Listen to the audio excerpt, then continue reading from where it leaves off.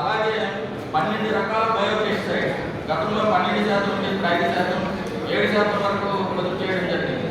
పాలక్యాలు గతంలో 12%, ఇప్పుడు 5%, 7% వరకు తగ్గింపు జరిగింది. వ్యవసాయం అనుబంధ రంగాలకు ఉపయోగించే వస్తువులు పనిముట్లపై ఇప్పుడు 5% GST మాత్రమే.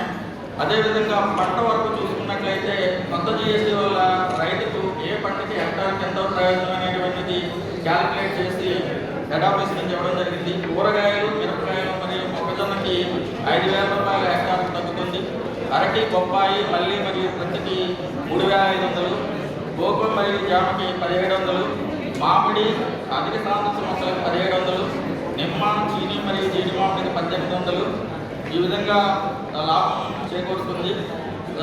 స్ప్రింక్లర్ సైకిల్ వల్ల వేరుశనగ మరియు పప్పు ధాన్యానికి 1,414 రూపాయలు. అలాగే కొత్త GST వల్ల మామిడి, కొబ్బరి, సపోటా మరియు ఆయిల్ పామ్లకి 1,500 నుంచి 1,800 లాభం చేకూరడం జరుగుతుంది. సో ముఖ్యంగా ఏది ఎంత అనేది కూడా ఎన్ని రూపాయల లాభం కలుగుతుంది అనేది కూడా మీకు నేను వివరించడం జరుగుతుంది.